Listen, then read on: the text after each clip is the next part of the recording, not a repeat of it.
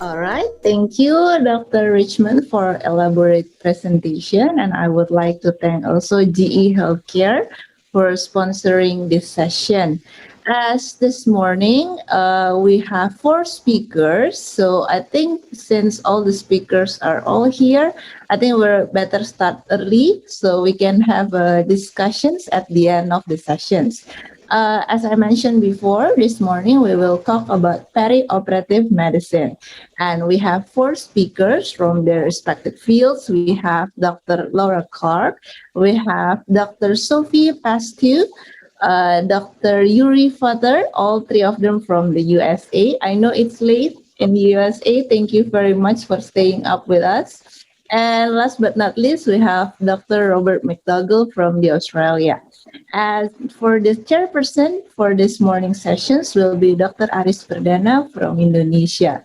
And I would like to remind all the participants, if you have questions, just put the questions in the Q&A box. And I think the speakers will answer it directly. Or if we have time, we can have a quick discussions at the end of the session. So Dr. Aris, I think the time is yours.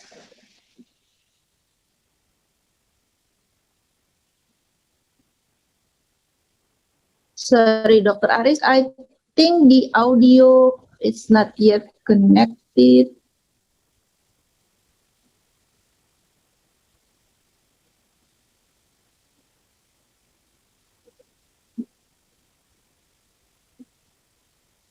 Sorry, Dr. Aris. Oh ya, kalau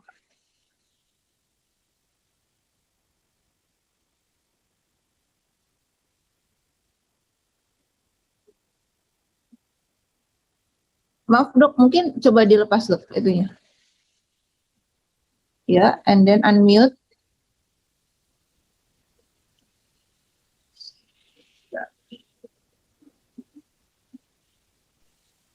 Okay. Yeah, okay. Okay, thank you, Dr.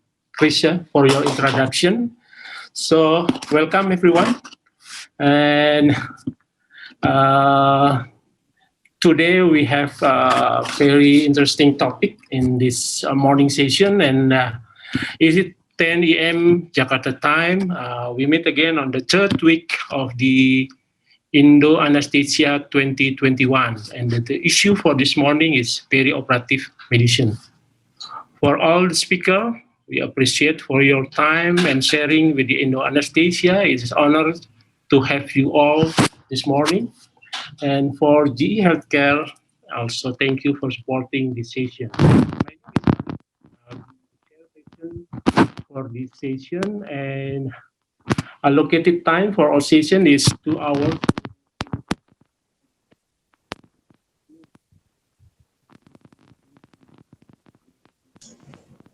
Mic-nya mati, Aris.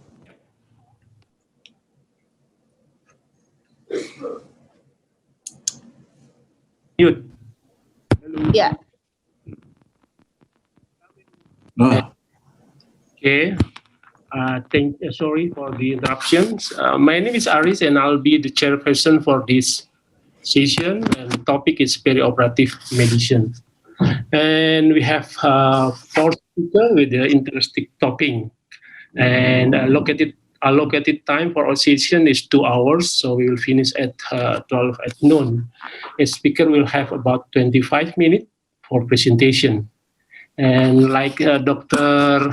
Chris mentioned before, if you have a question, you may text question on the Q&A feature at the bottom of the screen, and during presentation, of course, and then the committee will help you to arrange the Q&A.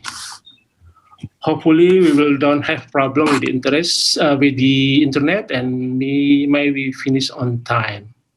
So we'll proceed with the first speaker, I think. The first speaker is Laura Clark from USA. Now is Director Acute Pain and Regional Anesthesia, Department of Anesthesiology and Perioperative Medicine in Kentucky. And her topic is the myth in anesthesia, what we do for no good reason.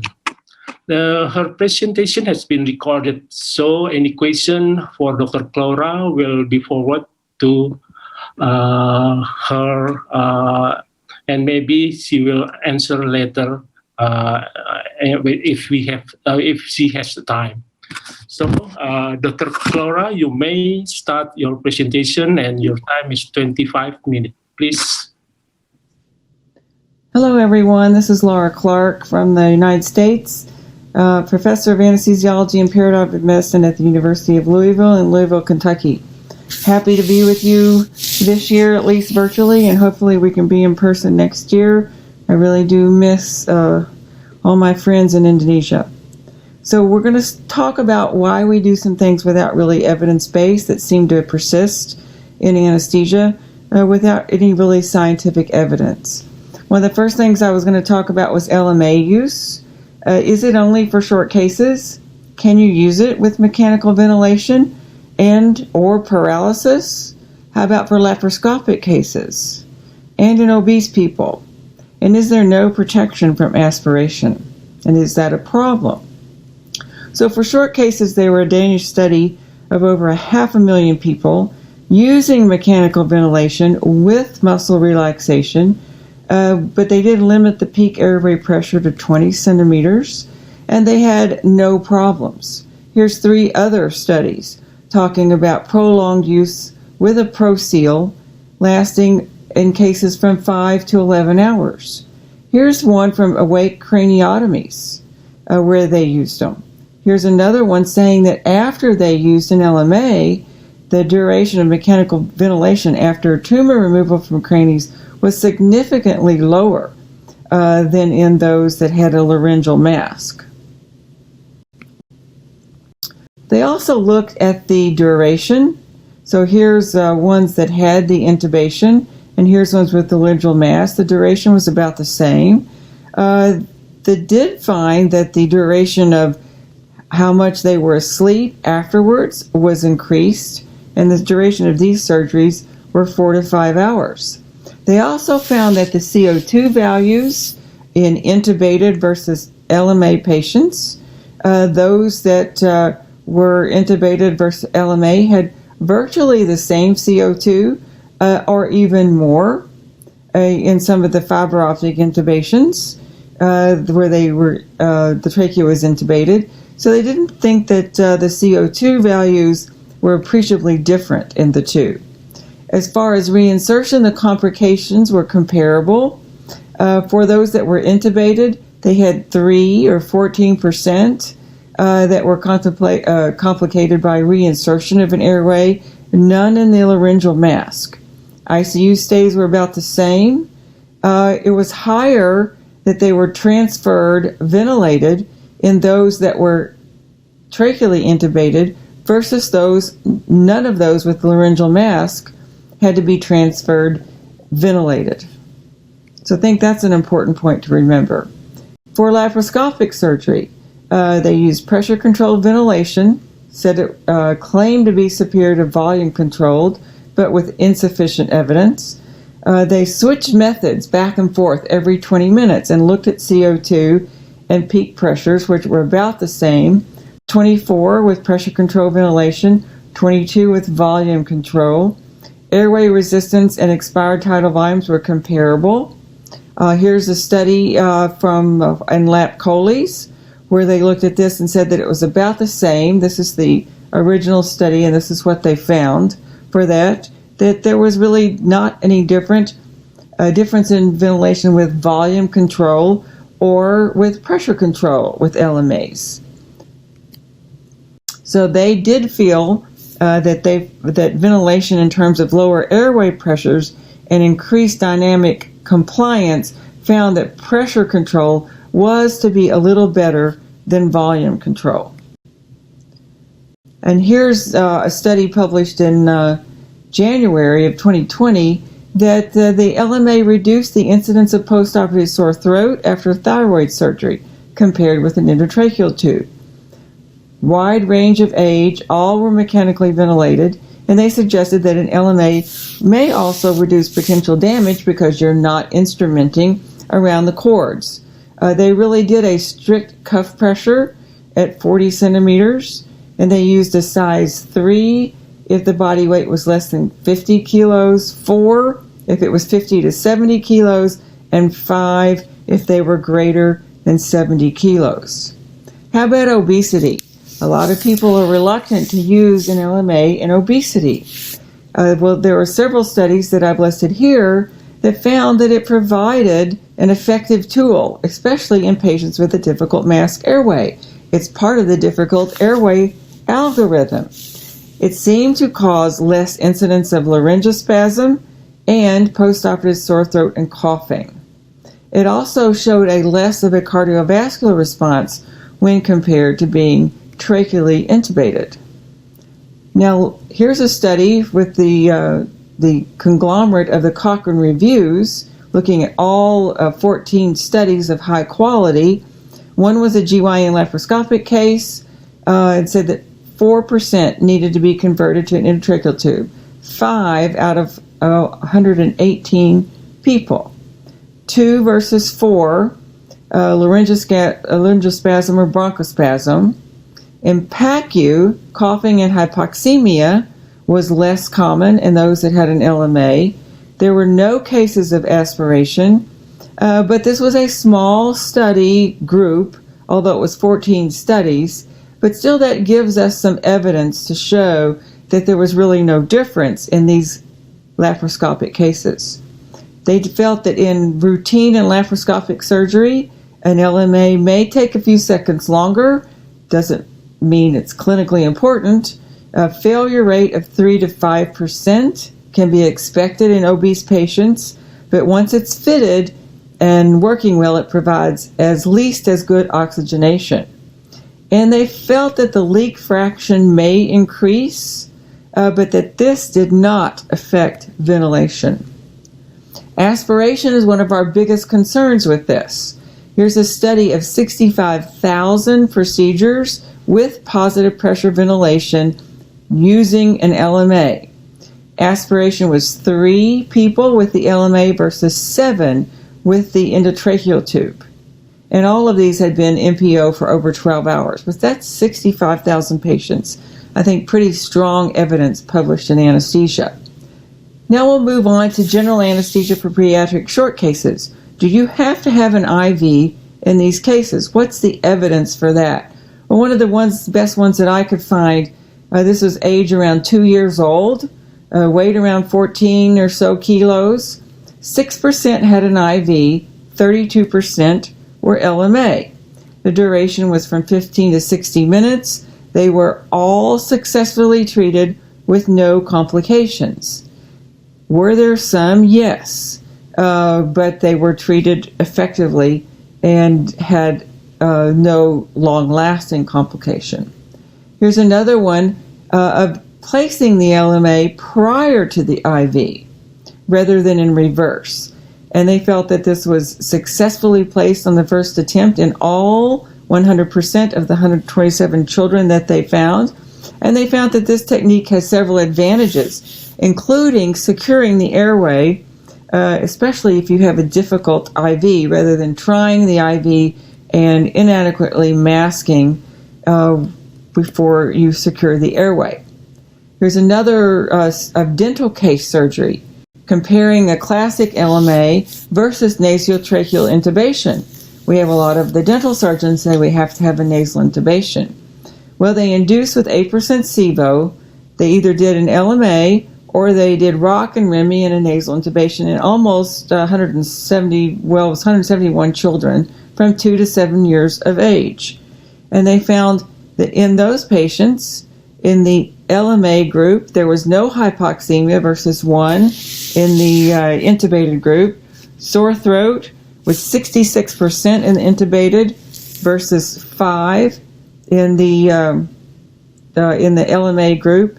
And nausea and vomiting was much higher, and that's pretty difficult in children, especially after this type of surgery. And so they felt that the LMA was much better for dental surgery. Now, one of the big ones that we really have a problem with in dealing, and that is IV and mastectomy patients. there is a lot of evidence now showing that with millions of people living after breast cancer, that breast surgery, if they have greater than 2 nodes, the lymphedema is about 20% report life-changing consequences, and it can be up to 21%. But there is a big lack of evidence that the strategies that we use for lymphedema prevention are actually successful. Here's the stages of lymphedema: 0, 1, slight, little bit, stage 2, much larger, and of course stage 4. Just something that you need to know, because they usually will not appear after it's about 1.5 years or 2 years, and if they have had none of these symptoms after that period of time, then you're pretty assured that you're not going to cause a problem, even if they've had an actually no dissection. How about blood pressure? Can you have the blood pressure cuff on the mastectomy side arm?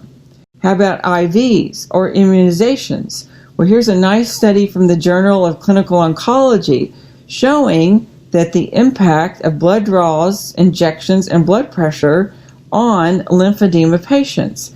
And what they found was there was absolutely no reason that they cannot have their blood pressure measured in the arm of the side of axillary surgery. So some of these precautions, this study in the Journal of Clinical Oncology said it's time to abandon these old practices of avoiding weight gain and skin care and air travel. And Graham found that actually patients who took precautions when flying were more likely to have clinically recorded lymphedema. Now, this is those that don't have it already. Okay? There's no relationship also between venipuncture or an intravenous line placement at the at-risk limb and the risk of lymphedema. This was the strongest article published in Breast that showed that the risk of lymphedema at 18 months was swelling in the first 12 months when greater than 5 nodes were removed. And if that hasn't happened and that much time has passed, unless it's a really small IV that you think is going to infiltrate, don't do that. Place a well-placed cannula in a moderately sized vein with no obvious extravasation. It is absolutely fine to do that in the side of the operated arm. Here's another study looking at lymphedema and venipuncture and found that after reassuring the patient, the use of the ipsilateral arm carries little no risk of forming it if they haven't had symptoms of it already. So there's several articles for that. There is even a association called the Lymphy Life, Living with Lymphedema. And there were 5 takeaways from their national convention. And that is, and this is the cartoon, all my friends are swell. There's no reason for them to go 10 years and 25 years with never using that arm. Also, it's nice to know what the arm looks like before. Now, here's the tennis player, McDougall. And you can see that this arm is much larger than this one. The dominant arm, or the often used arm, is sometimes larger. So you have to see what they are before, and it's good to take a measurement and look at their arms and compare the 2 arms rather than just go with the dogma that you can't use it at all. So here's the study that I've been referring to. 90% of initial diagnosis occurs less than 3 years post-surgery. So do they have swelling? If yes, don't use it. If no, then you can do the IV. You can do blood pressure. You can do anything you would do in that arm. So I hope that dispels that myth. Here's another algorithm that's in that article that I really don't have to go over because it's just another way to saying same thing. Another is allergy to propofol. Propofol is formulated in a lipid emulsion intralipid, which does contain egg lecithin and soybean oil. Well, the safety of propofol use in patients allergic to soy or peanut, they looked in this retrospective study in Sweden a couple of years ago, and because it was contraindicated in Sweden. In Britain and France, they used a cautious approach, but they both found that there were no incidences or reactions. Here's another one that occurred in anesthesia and analgesia, and it said, despite current Australian label warnings, propofol was frequently administered to egg allergic children. It is likely to be safe in the majority of egg allergic children who do not have a history of egg anaphylaxis. And they did this 28 egg allergic patients, 43 propofol administrations. Some children had a peanut allergy, had asthma. One had a IgE-mediated reaction. There was one non-anaphylactic immediate allergic reaction that occurred 15 minutes after administration. A 7-year-old boy with history of egg anaphylaxis and multiple other food allergies. So be cautious if they have multiple allergies, not just egg, but no other child other than this one boy had a reaction to propofol. Here's another article that was published in Anesthesia with a confirmed 304 people allergy to egg, peanut, or soybean. The reaction was in 3% of allergy patients and 14% of allergy-free patients. So they found that there was only one instance, and they conclude that a genuine, serious allergic reaction to propofol is rare and is not reliably predicted by a history of food allergy, especially to egg. Now, moving on, we'll go to the epidural and tattoo. This is a nice spine. Wouldn't you like it if your epidural was always tattooed like that so you knew right where to put it? But I bet it's not accurate. Do we go through that? This was published thinking that maybe the ink may contain the toxic compounds that may be introduced in the epidural or intrathecal space. So they recommended avoiding it, using a perimedian approach, or maybe using a skin nick ahead of time. But there's absolutely no evidence for this. There's no evidence to withhold an epidural. There's no evidence in humans that they cause any neurological complications. On the microscopic level, they did see that there were some granulomatous reactions, but there was nothing clinical. In the Society of Obstetric and Anesthesia and Perinatology in the U.S. State that you should have no concern whatsoever in placing a needle through a tattoo. Another one in the Regional Anesthesia and Pain Medicine, they did a nice study in rabbits looking at spinal puncture and looking at these histological changes. They did say there was some thickening of the arachnoid in some cases, but there was no problems. And that's the one that said that they should be avoided in neuraxial blockade until further existing studies can clarify what these pathological ones have done. But perhaps doesn't matter in epidural, but if you're actually going into the spinal space, you may want to use a bit more caution. But there is no clear-cut answer. There are some histologic changes, no neurologic sequelae. Right now it appears to be theoretical. But there is an agreement that you do not do an epidural through a fresh, that means less than 2 weeks tattoo. It's still in the healing phase, and it's just like an infected area. You wouldn't put a needle through that as well. So other reasons are if it's raised or scaly, and if it looks like signs of that. So force warming device after or before draping, we're doing that still. There's no clinical evidence that it really increases infection risk. There's no effect of forced air warming on the number of bacterial colonies that grow. And when they put culture plates all near the patient and around, this was published in Anesthesiology. They said that the airflow by the bear hugger or whatever is counteracted by the downward laminar flow that you have from the ceiling. And so that seems to not be a problem. And they said if you do have the forced airway warming, they found that there was no particle contamination when the forced air warming was not activated. And they found that the air is sucked in from the surrounding area using these coils, and that it was not a surgical site infection. So studies favoring the use of forced air warming greatly outnormal that it's more effective and we're cooling people too long, especially for these long surgeries and like orthopedics that take forever.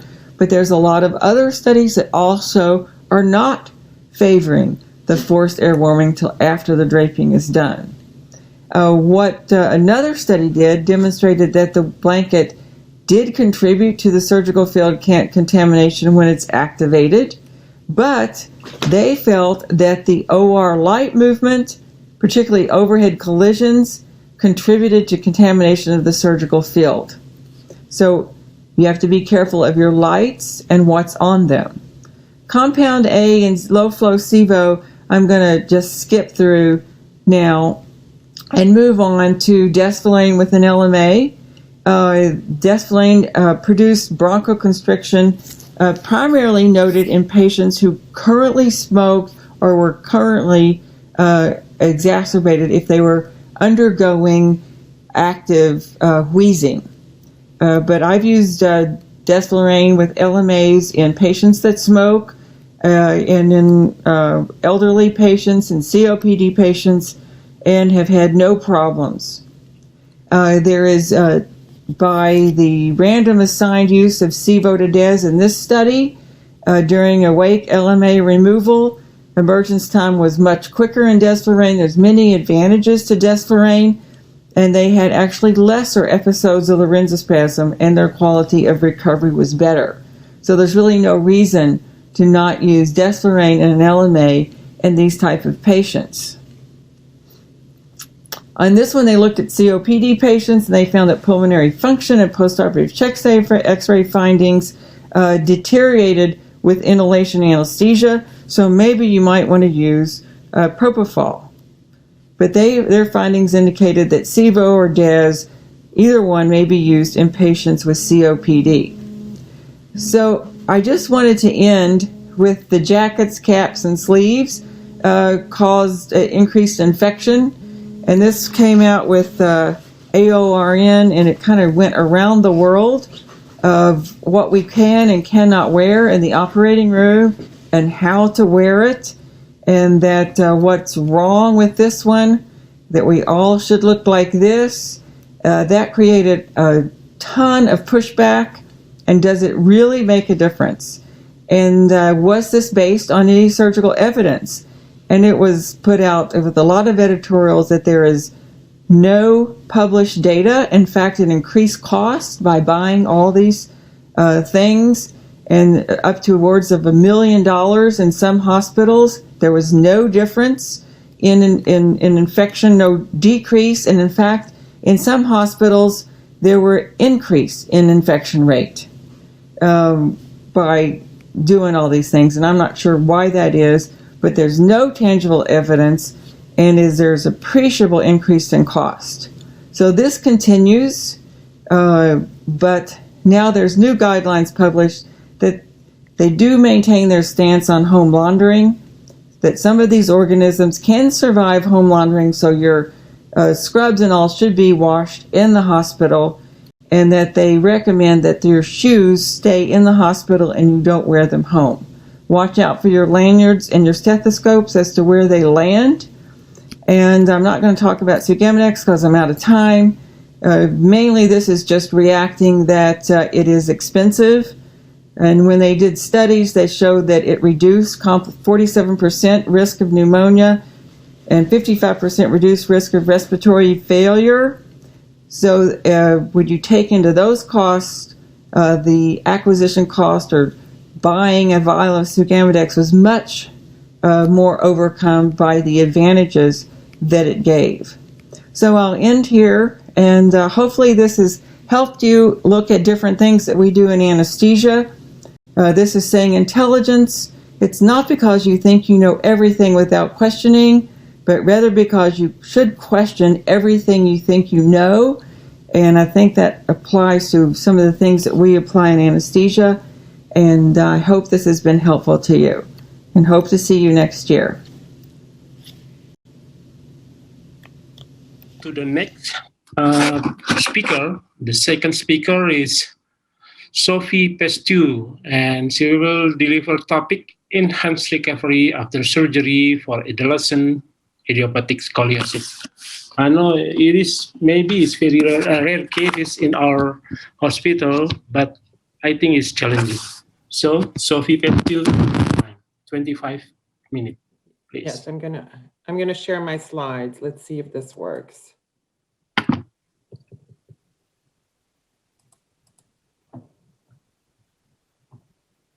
Yes. Okay. Can you see the slides? Yes. Yeah, All right. you can see. Okay, excellent. Hello everyone. Good morning to you. It's evening here in Washington, D.C. So my name is Sophie Pestieau, and I'm delighted to be here. I'm a pediatric anesthesiologist and the vice chief of clinical affairs in the Division of Anesthesiology and Pain Medicine at Children's National Hospital in Washington, D.C. And I first want to thank Dr. Krissa and Dr. Susilo for their invitation to speak to you today on enhanced recovery protocols. So I have nothing to disclose, and here are some of the learning objectives for this morning's talk. So I'll first start by reviewing the concepts of enhanced recovery after surgery and the existing gaps between pediatric and adult protocols. As I said, I practice in a children's hospital, and so my talk will be mostly geared towards children. I will discuss some of the work we have done and the work of others on ERAS, specifically as it pertains to adolescent idiopathic scoliosis, and I'll wrap up with addressing some potential next steps in the field of ERAS. I would be remiss if I did not start by mentioning the name of Dr. Henry Kellett. He's a Danish surgeon who several decades ago pioneered the concept of enhanced recovery protocols. Throughout his work, his published work, he has repetitively emphasized the importance of managing perioperative physiology and the need to provide stress-free surgery. I want you to think of ERAS as a way to maintain homeostasis. Your role when you apply ERAS protocols is really to bring the patient through the perioperative process with the goal to return a patient in a state as close to normal as possible. Again, think of homeostasis when you think of ERAS. So to achieve this, some of the key elements to the success of ERAS that you'll need a team of committed champions, highlighting here our champions, the US soccer team. You'll also need a multidisciplinary team approach. So this pulls your surgeons. You want to pull in your nurses, your physical therapist, or pharmacists, just to name a few people. You're going to want to standardize care. Think protocol and pathways, and establishing and creating order sets. You'll want to track your outcomes as well as implement continuous improvement processes. And lastly, this is more on a personal note, don't start this alone. Make sure to align yourself with your institutional goals and ask for support. You're going to need it and you won't regret it. So when we began our journey with ERAS in 2015, little was known on enhanced recovery after surgery for children.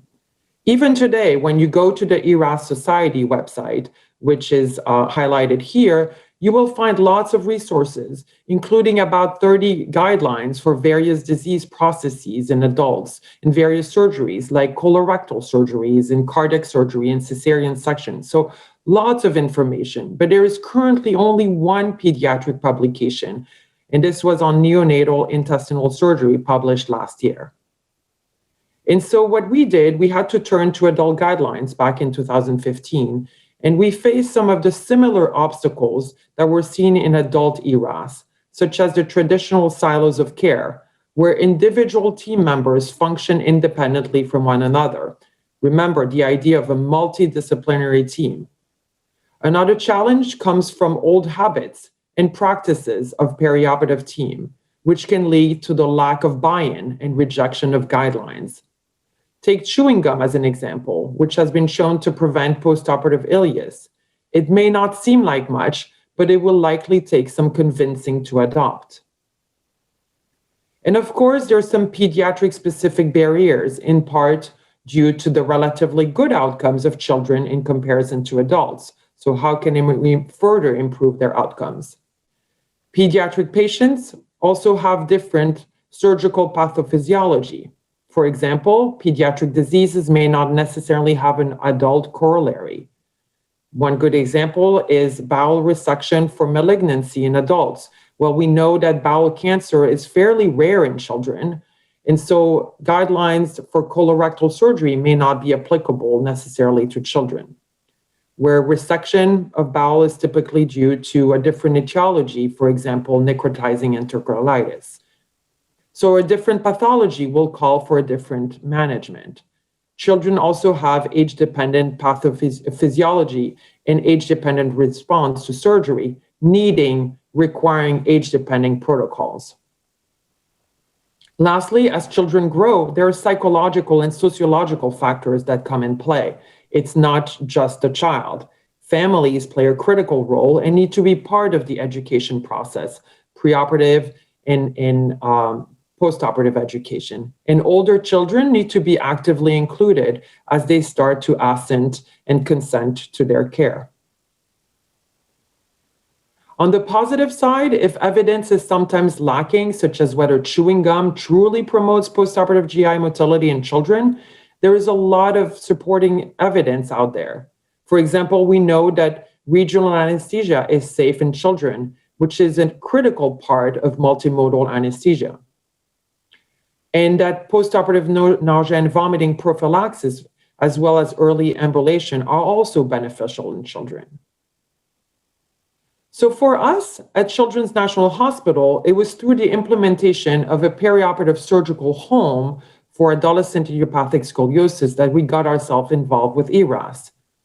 As ERAS protocols really exist within a PSH, perioperative surgical home, because both ERAS and the perioperative surgical home shared a common goal to facilitate efficient, multidisciplinary care coordination of the patient through the perioperative process, bringing the patient from the preoperative to the operating room and back to the postoperative care and home. So in building our perioperative surgical home, we focus on those elements typically found in adult protocols, which we thought could benefit our small pediatric spine patients for the pre, intra, and postoperative phases. For example, our patients are now all seen in the preoperative care clinic and are encouraged to take part in an education class where expectations are reviewed, as well as physical therapy exercises. Postoperatively, right here, patients spend the first night in the postoperative anesthesia care unit. They no longer go to the ICU. And there's a strong emphasis on early oral intake, early physical therapy, and early discharge. But as it may get overwhelming to be faced with numerous elements and numerous recommendations, our protocol is easily accessible from all perioperative areas on computers as a quick reference to all, and also to promote pathway compliance. And as not to overwhelm you, I'm only going to focus on 4 elements: pre-warming, our blood utilization strategy, the importance of a standardized pain regimen, as well as early discharge. I will start with why we adopted pre-warming as one of the first elements. As you know, hypothermia, and this was actually brought up in the previous talk, has been correlated with increased risk of surgical site infection and potential increased bleeding. And that this risk is exacerbated in spine surgery by the increased surface exposure to cold during induction and positioning. So this group from Vancouver introduced the idea of preoperative warming as a mean to reduce intraoperative hypothermia. They did a retrospective audit of temperature data in children who underwent spine surgery before as well as after pre-warming implementation.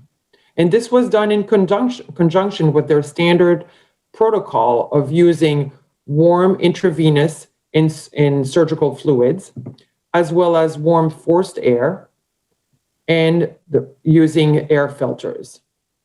And as you can see in the box plot, preoperative warming reduced the percentage of case duration spent in hypothermia to 22%, from 36% right here to 13% on the right, which is a median decrease of 111 minutes of hypothermia per case.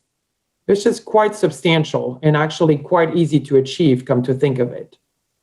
So based on these results and the work of others, we adopted the same practice of pre-warming by using a special gown here on the left that allows warm air to circulate while patients wait in the preoperative area. So whatever you do, whether you use one of these bare paws pre-warming gown or several warm blankets, whatever you do, I would definitely avoid doing this. Next, I will focus on our blood utilization strategy, which includes iron taken twice a day for 4 weeks. It includes also the use of aminocaproic acid and cell saver intraoperatively, and of course, goal-directed therapy, which has become the sine qua non of intraoperative ERAS. As such, crystalloid infusions are restricted to less than 5 cc's per kilo per hour, which for a 50-kilo patient who undergoes a 6-hour procedure comes down to only 1.5 liters of fluid. So our protocol is listed in detail in this publication in 2019 in Pediatric Anesthesia. And I'm highlighting here what I've gone over thus far. So we've discussed the iron supplementation. We've discussed pre-warming. We use the bare paw technology. We also standardly warm patients intraoperatively using the same bare paw. We use the gown. We also try to, we use a fluid warmer as well as increased temperature in the room prior to the patient coming in. And we also try to reduce the time that the patient is going to be exposed in prior to positioning. As I brought up earlier, we also use aminocaproic acid and we use goal-directed therapy for our fluids. So in this study, there was part of that same article published in 2019 in Pediatric Anesthesia. We evaluated the association of blood conservation strategies that I just highlighted on our transfusion patterns. At the time, we looked at 211 patients. 43 patients were prior to the surgical home implementation, and 168 patients were post-surgical home. And as I mentioned, we implemented pre-op iron use, judicious use of crystalloid, routine use of cell saver, and use of aminocaproic acid. And as you can see here, in the first 2 rows, the mean intraoperative crystalloid given, as well as the median calculated blood loss in mLs per kilo, were both significantly lower in the post-surgical home patients compared to the pre-surgical home patients. The total OR time was also lower in the post-surgical home patients compared to pre-surgical home, possibly due to the team's efforts to minimize non-operative time. We're working in tandem, placing lines and Foley and neuromonitoring needles. These patients also happen to have a significantly higher temperature nadir, possibly highlighting the benefit and impact of pre-warming. In this next slide, you can see that the odds of a perioperative transfusions were significantly decreased in the post-surgical home patients compared to the pre-surgical home era, illustrated here by an odds ratio of 0.3. In addition, the length of stay was reduced to 3.3 days for the post-surgical home patients, compared to patients prior to the surgical home implementation who used to stay an average of 5 days. So our blood conservation strategies, amongst other elements of the surgical home, were associated with decreased blood loss, decreased transfusion, and decreased length of stay. So to further validate the use of preoperative iron, I want to share with you this recent publication from the Hospital of Sick Children in Toronto. It was published last year in Pediatric Anesthesia. And they assessed the association between preoperative hemoglobin and blood transfusion with the implementation of pre-op iron. They performed a retrospective review of 382 children aged 13 to 16 years of age who received iron prior to their posterior spinal fusion. They received a medium dose of 4 milligram per kilo per day, and a median duration of therapy was 50 days. And as you can see, patients with a preoperative hemoglobin that was greater than 140 or between 130 and 140 gram per liter were less likely to be transfused compared with patients with hemoglobin that were less than 130 and as you can see here. But there was no association between the dose or the duration of iron and the need for blood transfusion. So this recent study really clearly supports the practice, and really our practice, to administer preoperative iron in children before undergoing posterior spinal fusion surgery. So regarding pain, while our pre-surgical home era pain management was really left to individuals' preferences, we now have a standardized pain regimen. This includes the use of gabapentin that's given preoperatively in the preoperative area, and it's continued for 3 days post-op or until discharge, whichever comes first. In the operating room, intrathecal morphine is given via a spinal placed by the anesthesiologist before positioning the patient. This practice has been well studied in this population, and we chose this dose based on a fine balance between the benefits of analgesia and decreased blood loss from intrathecal morphine without incurring increased side effects associated with higher doses. Methadone is our backup when the spinal cannot be done due to a severe scoliotic curve or when we incur drug shortages, which are unfortunately not uncommon. We also use a dose of intravenous acetaminophen towards the end of the procedure. For postoperative nausea and vomiting prophylaxis, we rely on a scopolamine patch that we place preoperatively and the intraoperative use of dexamethasone and ondansetron. Then this is our postoperative protocol, which includes a PCA and non-opioids, which with the exception of gabapentin, which is given orally, everything else is given IV on the day of surgery. On postoperative day 1, all these medications are transitioned to oral, and we start oxycodone as the spinal morphine is wearing off. The PCA will continue until the morning of postoperative day 2, at which point patients at this point are really under home regimen, only on oral pain medications, and they're ready to be discharged either later that day or on the next day. For postoperative nausea, vomiting prophylaxis, we continue to rely on scopolamine as well as ondansetron, and we introduce promethazine. We also rely on an intensive bowel regimen and early mobilization. So this is a follow-up study after the implementation of the surgical home, where we specifically looked at variables that may affect length of hospital stay. We found that a number of intraoperative factors were positively correlated with increased hospital length of stay. Longer surgery time, increased number of fusion levels, increased blood loss, and higher volume of crystalloid given. So while we have very little control as anesthesiologists as far as surgery time or the number of fusions levels, really this highlights the importance of blood conservation strategy and goal-directed therapy, as increased blood loss, as well as the amount of fluid given, can directly impact length of stay. So again, think about that 1.5 liter of IV fluids given to that 50 kilo patient and the importance that it might have on length of stay. So amongst the postoperative factors that we identified, which were significantly associated with length of stay, was the need for transfusion postoperatively, as well as higher pain scores on the day of surgery and on postoperative day 1, as well as higher postoperative opioid use on day 1 and day 2. So you can see that even though we have a well-established protocol, there is some degree of variability and definitely opportunities, especially in regards, opportunities for improvement, especially in regards to length of stay. And this brings us back to two important components of ERAS when I listed some of the key elements, which are tracking of outcome and continuous process improvement.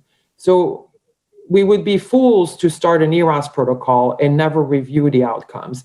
And I don't think there's anyone who establishes an ERAS protocol and just doesn't go back and tweak elements. So it's really important to go back, and perhaps some patients need a little extra attention, especially, for example, these patients who use higher opioids and as well as have higher pain levels earlier on. So I'll now shift to sustainability of outcomes, which is also important, because we know that process change can be difficult to maintain for a prolonged period of time. At first, we have great results and we're all extremely happy, but it's how to maintain those. And we know that protocol compliance can diminish over time and ultimately may impact outcomes. So to this effect, we divided the surgical home patients in 5 cohorts. Each cohort was a cohort of 6 months, and we compared these patients to the pre-surgical home. So on the right, you have pain, and on the left, you have opioid use. And you can see on the right that patients in the surgical home cohorts had lower postoperative pain scores at each time points compared to the pre-surgical home. And the same appeared to be with opioid use, where basically the surgical home cohorts at each time interval had lower opioid use than the pre-surgical home cohort. Similarly, on this slide on the left, you can see that the cohorts illustrated here in terms of length of stay. And you can see that postoperative length of stay, similar to pain and opioid use, was lower across the surgical home cohorts at each time points compared to the pre-surgical home. So rather than a one and done approach, it is crucial to continuously track your outcomes and ensure pathway compliance, as well as sustainable outcomes. On the right here are the overall results of our pre-surgical home cohort compared to all post-surgical home patients together. And you can see a lot of similarities in the sense that early pain, opioid use, and length of stay were all significantly lower in the post-surgical home patients. So here are some highlights of our spinal fusion program, which we started in 2015. Patients no longer go to the ICU, but rather spend the first night in the recovery room or PACU. Their intraoperative blood loss has decreased, leading to a lower rate of transfusion of about 10%. Our patients report lower opioid use and lower pain scores and stay on an average of 3 days in the hospital. And while we have shown sustainable results, we are constantly looking for improvements. Going back again to the idea of continuous improvements. For example, we're now piloting sending some of our patients to the floor on their first night after surgery. So instead of spending the night in the PACU, we are sending some of them to the floor in the evening, basically shifting their discharge from PACU of 12 hours. So instead of sending them at 6:30 in the morning, we're sending them at 6:30 in the evening. So I now want to bring your attention to 2 recent publications. The first one is illustrated here that have further decreased the length of stay. This first one is from the group at Riley Children's, which was published last year in Pediatric Quality and Safety. In mid-2017, this group implemented a new methadone-based analgesic protocol using methadone intraoperatively as well as postoperatively. And it also included methocarbamol, anti-inflammatories, acetaminophen, and naloxone. Naloxone is a peripheral acting mu opioid receptor antagonist to prevent opioid-induced constipation. I thought that was interesting because that's not often seen in protocols, and we certainly haven't used it yet. And these patients were compared to historical controlled labeled baseline period, where they used to receive intrathecal morphine, a PCA, and gabapentin, pretty much the regimen that we currently use at Children's National Hospital. And you can see in this run chart here that patients in the new protocol, this intervention period, had a much shorter length of stay of 2 days compared to 3 days in the baseline period, which was prior to the implementation of their new methadone-based regimen. And in this X chart, you can see the mean postoperative opioid use in morphine equivalent. And you can see a lot of variability, lots of peaks and drops here in the baseline period, and lots of variation in the amount of morphine use, but a gradual decrease, and definitely a lot less variation in terms of morphine use in the intervention period, with a much closer limits of upper and lower control limits. So they've definitely showed a reduced length of stay, a decreased use in opioids, but they also reported a shorter time to first bowel movement that was significantly different compared to their baseline period. While this may not seem like much, this is actually a crucial point and sometimes a point of contention for discharge of patients. While we don't require it, we don't mandate it, it is definitely preferred that patients have a bowel movement prior to going home. And in addition, they were able to prove that despite going home sooner, these patients, this actually led to significantly less post-discharge pain-related phone calls. So while this group, you can see, pushed the limit with a 2-day discharge posterior spinal fusion, it is really pushing the limit that's been thus far published, mostly of 3 days or more. They're reporting on outcomes of interest, such as a decreased number of phone calls related to pain, as well as decreased time to first bowel movement. This other study of interest from Children's Hospital of Atlanta was published last month, compared outcomes of an ERAS protocol to a traditional pathway. And to no surprise, length of stay was decreased, and pain scores were also decreased at discharge. But the novelty of this study is that there was no difference in the quality of recovery between the ERAS protocol and the traditional discharge. You can see here in this graph on the right that the quality of recovery was the same in the ERAS, or similar trends as in the traditional discharge pathway, as well as the number of school days that were missed for children and the number of work days missed by the parents. Here, it's also illustrated here, where you can see in this graph with the ERAS on top and the traditional discharge on the bottom, where return to school after discharge for children and return to work after discharge for families was the same. So while they also pushed the limit of length of stay by bringing it down to 2 days, this study clearly stands out as it focuses on quality of life and return to normalcy, both for children and parents. So to conclude, I've shown you that there's a growing number of pediatric ERAS studies out there that have shown a reduction in length of stay, pain, and opioid use after spinal fusion for adolescent idiopathic scoliosis. I've shown you some of the most recent studies, but there's some other studies out there that are older that you can search. And length of stay is clearly important, but this should not be our sole focus. Really, there's other outcomes out there. By moving too fast, we risk compromising other aspects of recovery and need to consider patient-centered outcomes and functional outcomes, such as quality of life and return to school and functional activities. And while this is, I say that this is sort of the tip of the iceberg, not in a negative connotation, but to say that there's so much more than what I've shown you here. I truly believe that the future of pediatric ERAS and value-based care lies in multi-standard collaborations to determine best practice, what are the best practice and the best approaches in the standard of care for children, especially with all the great work that is done in the US and all over the world.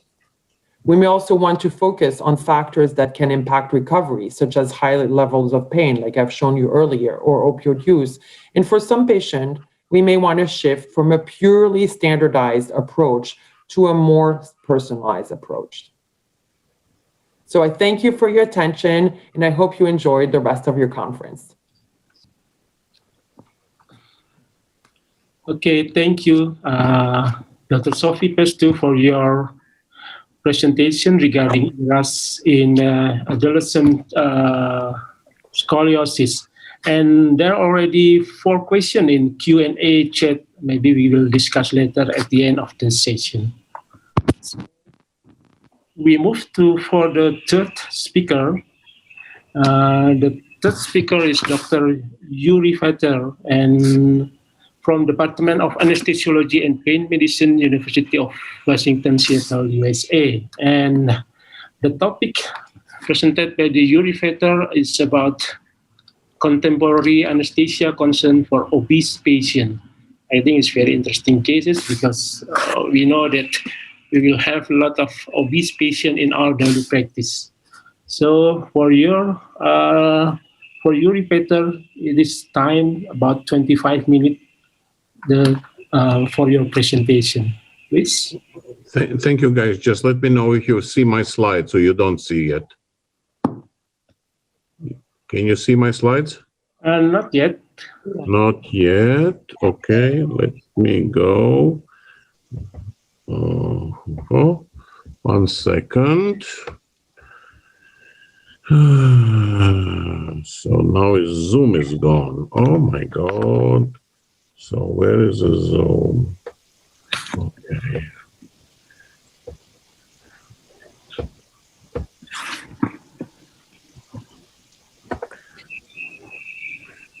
Zoom. Why I cannot see the Zoom right now? Zoom is on the...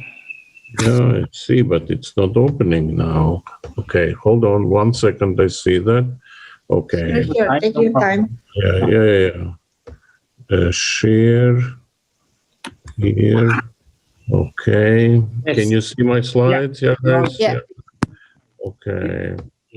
So, good morning, and thank you very much for your kind invitation. Thank you, Dr. Susila, for invitation, and definitely I appreciate all technical help and support for all other colleagues who made this meeting possible. So this is the next clinical presentation, and I will talk about obesity and anesthesia concerns. Why do we need to talk about anesthesia? It's been discussed already many times, anesthesia concerns and anesthesia issues in obesity. However, more and more we know, the more and more articles we can read. And then one of the reason, the major reason is it used to be, we lived in 2 great pandemics like obesity and aging. But as we all know, we now experience another pandemic, COVID. But that's why, since we live in an obesity pandemic, and you see on this slide, couple years from now, 10 years from now, worldwide, we will get about 38% of overweight people and 20% obese people all over the world. So that we have to deal with these patients currently and in the future. And this is not related to some isolated places, but including your country, Indonesia. And look on this slide. For Indonesia, prevalence in obese people and central obesity population increase up to 28% in your country, mostly female than male. And obesity is definitely associated with other comorbidities like hypertension and diabetes.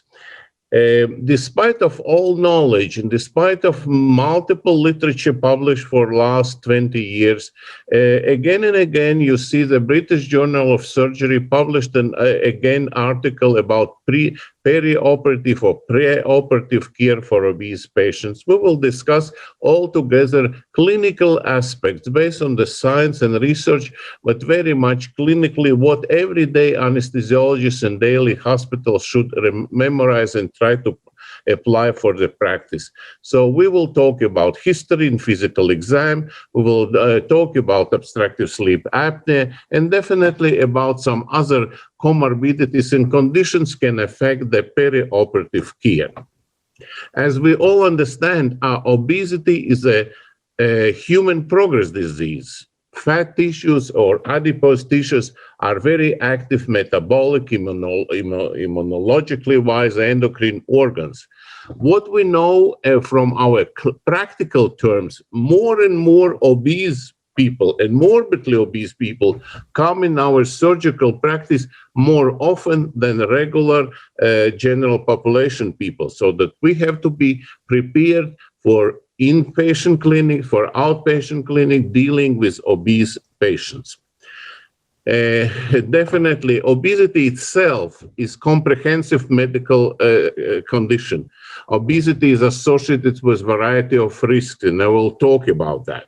And any complication associated with obese patient can definitely disrupt all the medical care, increase hospital stay, and slow hospital discharge. These are factors which can measure as a quality of care, surgical care.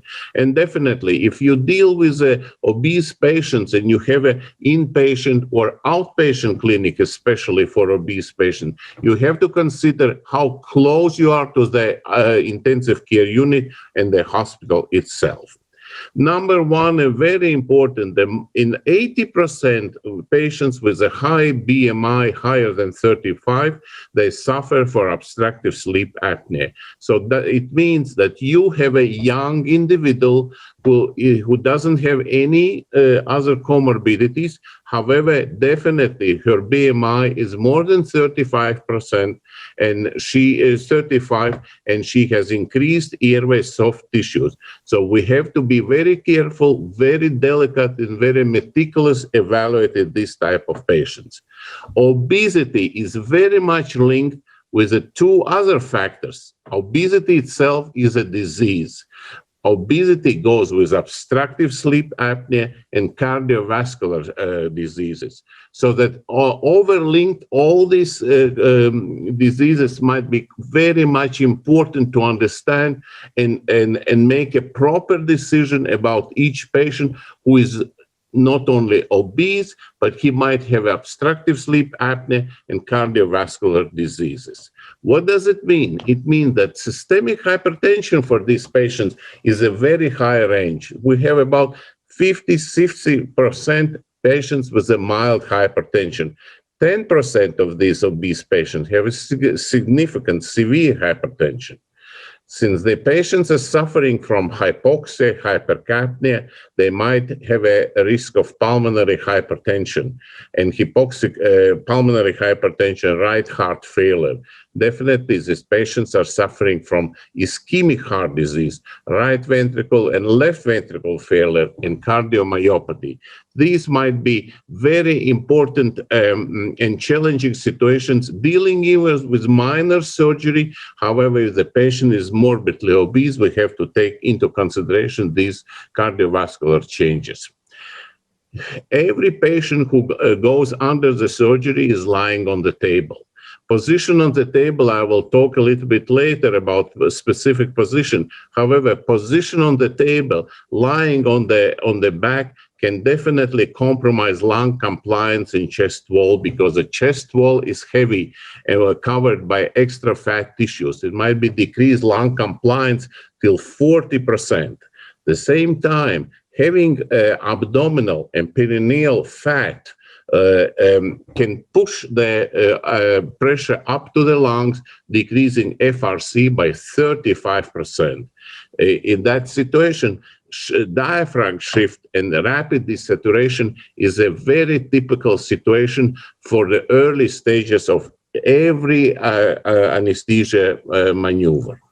At the same time, if we have to deal with obese patient and we have a young individual who is morbidly obese, we have to understand this patient has increased metabolic rate, the oxygen consumption is higher, the oxygen CO2 production is increased.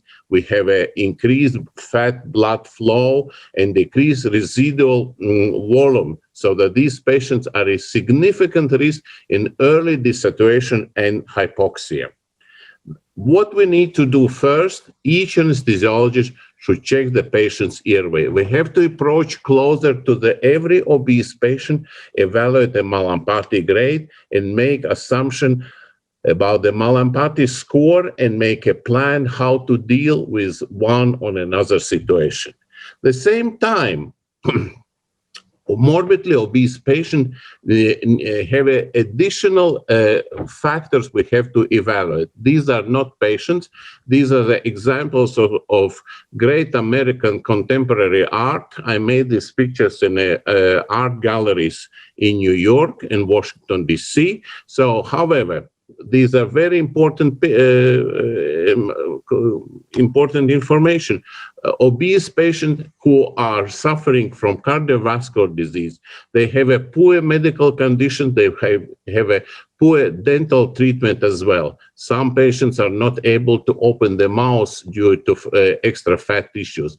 Anesthesiologists should evaluate mouth opening and dental exam far before induce patient into the anesthesia. At the same time, many patients have a very difficult to do a head extension. Look on this individual on my right. He looks sitting pretty well. However, you can see here significant fat tissues behind his neck. He is not able to extend his neck. And if the patient is not able to extend his neck, it might be significant problem during ventilation, pre-oxygenation, ventilation, definitely during the airway instrumentation and intubation.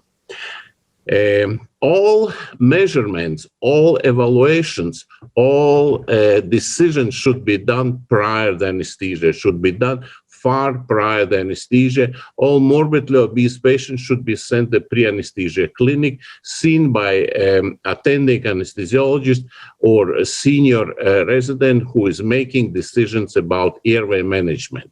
Mallampati grade 3 or 4 itself is not a predictor of difficult intubation. You know that.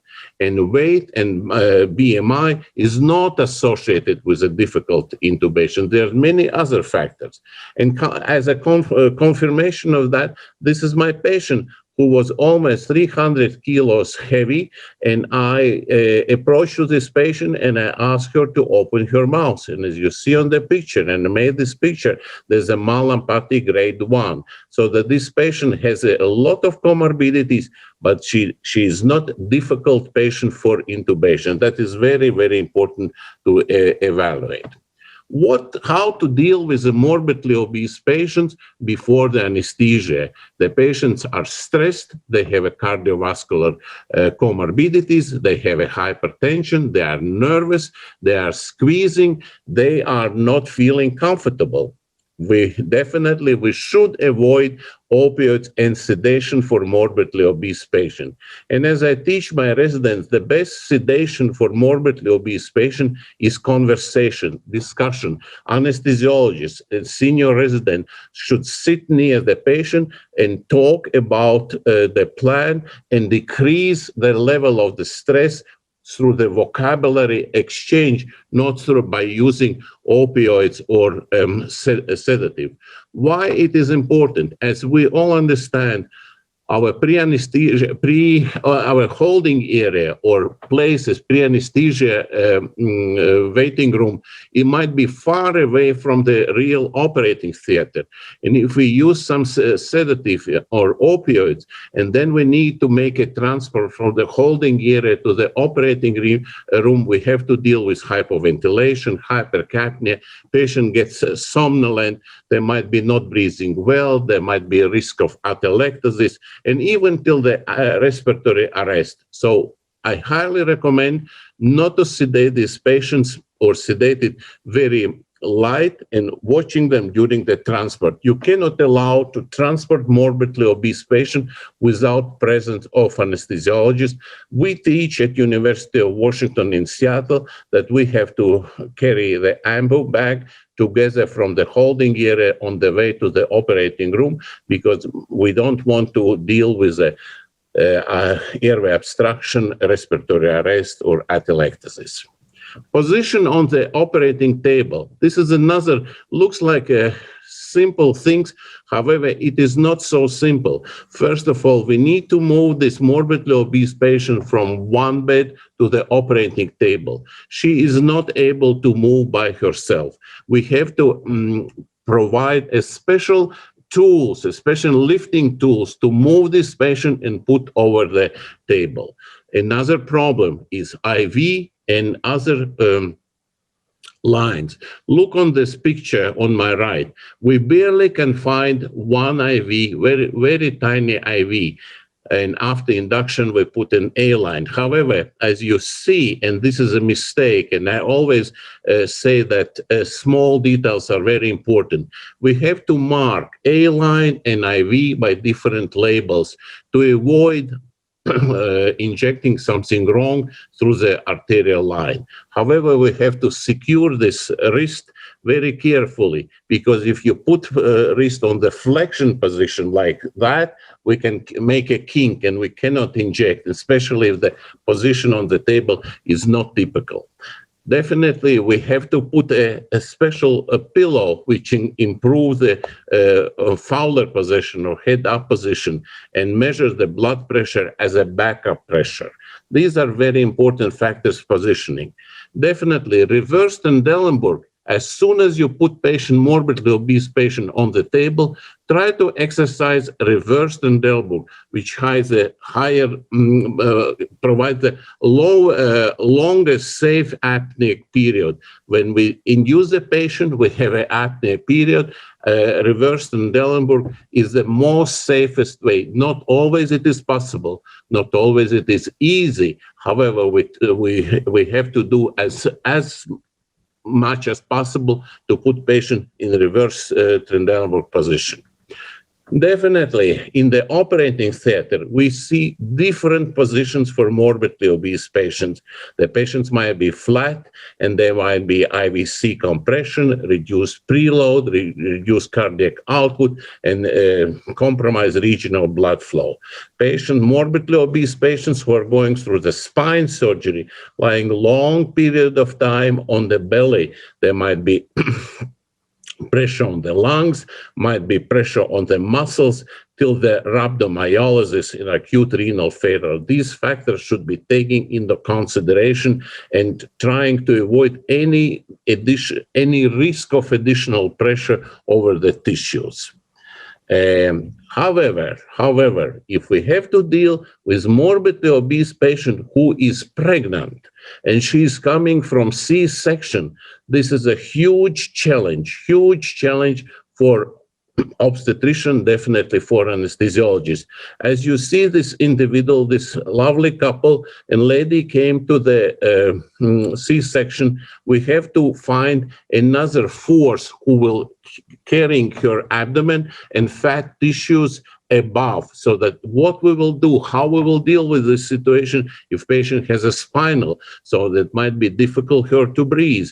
The same time, there's a huge risk of failed intubation and hypoxia during intubation. This is your call, this is your challenge, this is your discussion how to manage this situation. However, this is a serious problem for morbidly obese patients, young individuals who are pregnant and who are scheduled for elective C-section. All this, when we see patients in the pre-anesthesia clinic who are morbidly obese, we have to make a certain plan how to protect a patient's airway.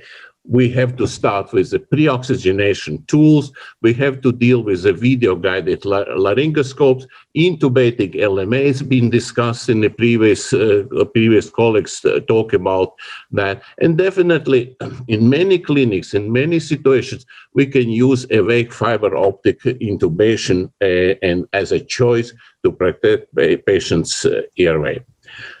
Currently, we are lucky and we have a high flow oxygen tools which provided about 40 liters per minute. And this is a good technology which allows us to avoid hypoxia and other respiratory problems.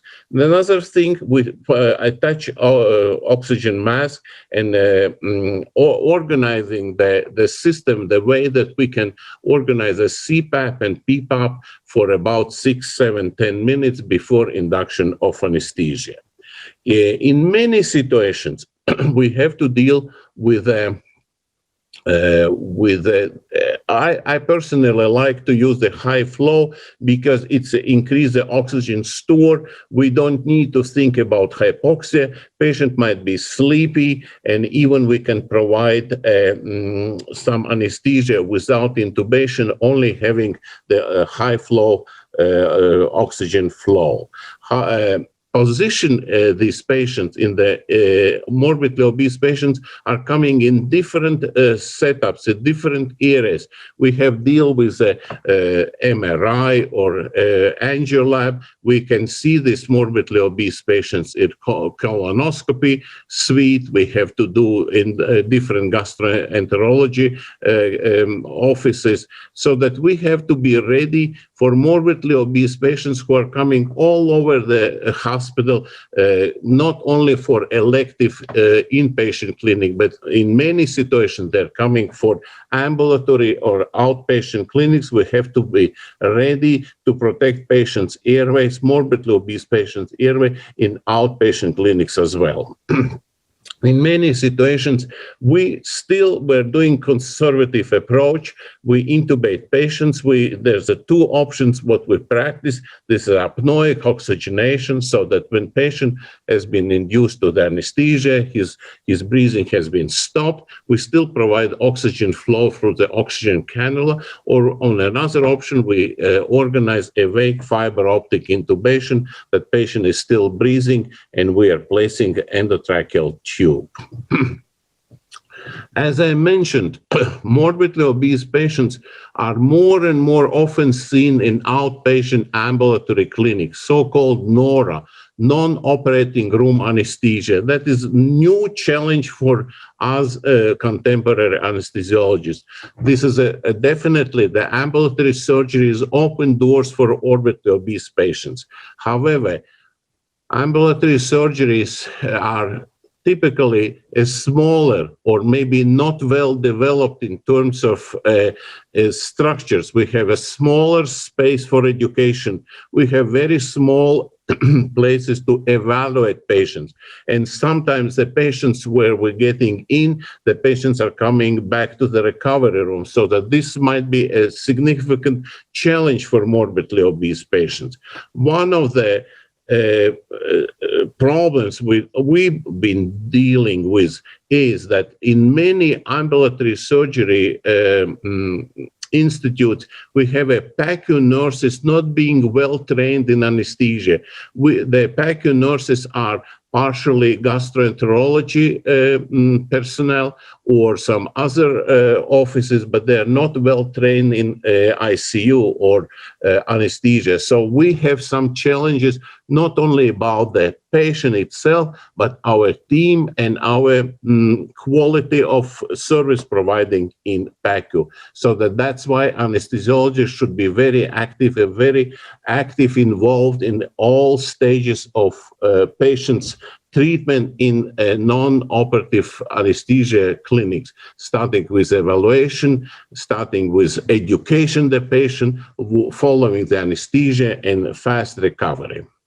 In many situations, and especially in is the same outpatient clinic, when we are scheduled surgeries for a shorter period of time, but patients are lying on a very unusual position, like mostly on the belly, so that you see that in some situations we have to be ready for unusual LMA placement on the prone position. It's been written in the literature in variety of options. I'm not a big fan of prone position of LMA. However, I clearly understand that that situation might happen, especially in outpatient clinics.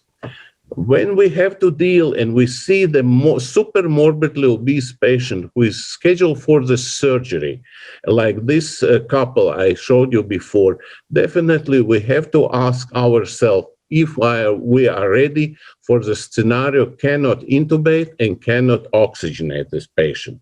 That's why if we have to evaluate this patient before the elective surgery, like this lady is coming for elective C-section, we are asking ourselves if we are prepared for the surgical airway. This is a challenging question, but every anesthesiologist should ask if I am ready for the surgical airway for this specific type of individual.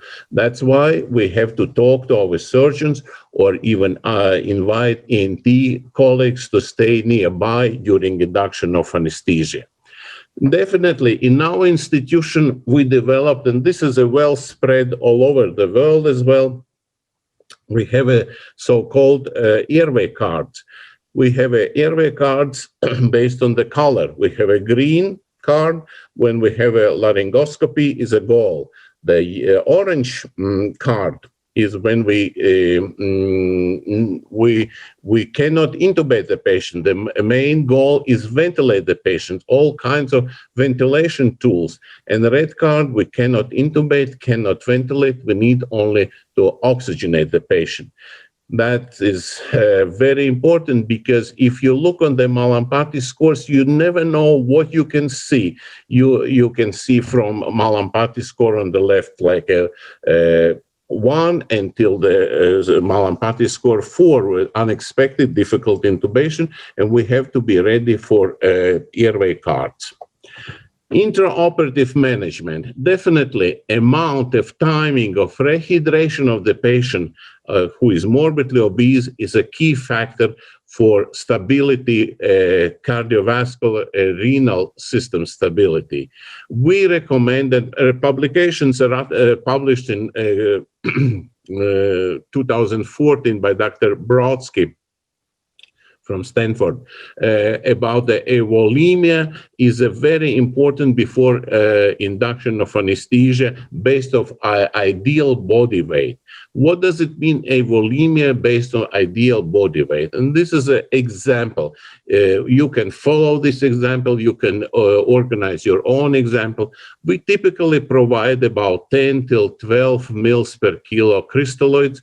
We are not giving more than 6 mils per kilo crystalloid, and we are watching urine output. Yes, I know that in many current literature, urine output is not a factor which needs to be watched during the anesthesia. However, we're still watching urine output about 2 mils per kilo per hour. This is based on recommendations from 2014. How about medications? What to do with our anesthetics, induction drugs, other medications? We calculate these medications based on the lean body weight. It is about 20 till 40% of total body weight. If we give too much and too heavy, we have a hypotension. If we give a little bit and not enough, we can get hypertension. So I am probably 25 minutes. Can I get another 2 minutes? Yeah, sure. Yeah. So let's go faster. This is about management.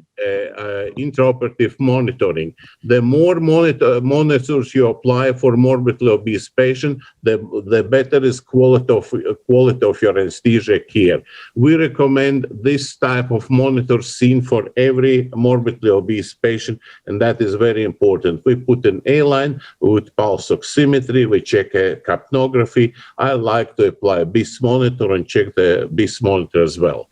Definitely, in many situations, if you are not skillful in TE, I typically call my cardiac anesthesiologist as a backup, as a help, and they are placing transesophageal echo for morbidly obese patients in OR. And here you can see right ventricle dilatation and problems with the right ventricle contraction. So the TE is a definitely very useful tool, especially for morbidly obese patients. Lung ventilation. Publications already about back to 2008, but these publications have been repeatedly mentioned in many other articles. We highly recommend use a pressure control ventilation with a lower tidal volume, keeping the PEEP about 10-15 centimeters water. These patients might be mildly hypercapnic because that is a nature of morbidly obese patients who is hypercapnic. We keep them hypercapnic. We do recruitment maneuver every 7-8 seconds, and as soon as it is possible from the surgical standpoint of view, we try to put patient on the reverse Trendelenburg situation. Patient is intubated. What to do with extubation? Yes, if we will provide stable anesthesia, we can extubate patients safe and rapidly on the operating table, applying again CPAP and PEEP machine, and watching patients in the PACU or ICU. The early extubation definitely can, safe early extubation definitely can promote shorter stay in hospital and lower cost of treatment. So let's skip this one. Let's go that opioid-free TIVA is a very recommended approach for anesthesia. We like to use dexmedetomidine replacing fentanyl, and in many situations, reducing vault anesthetics and opioids, we can reduce postoperative nausea, vomiting up to 46%. Few words, only few last slides. Regional anesthesia, I will go pretty quick because we have a lot of high-skilled regional anesthesia specialists who will talk about details specifically about regional anesthesia. Definitely, it is very popular approach for morbidly obese and obese patients. We cannot skip morbidly obese patients from the regional anesthesia because success of regional anesthesia in morbidly obese patients is very, very high. Success, about 94% and even higher. So why it is good for regional anesthesia? We have a stable hemodynamic. We do not deal with the airway patient. If the patient is intubated, we can early extubate this patient. We have low postoperative nausea, vomiting with patients, and patient who has a regional anesthesia definitely has a short PACU stay and short hospital stay. Look at this picture. Just a comment which I typically teach my residents.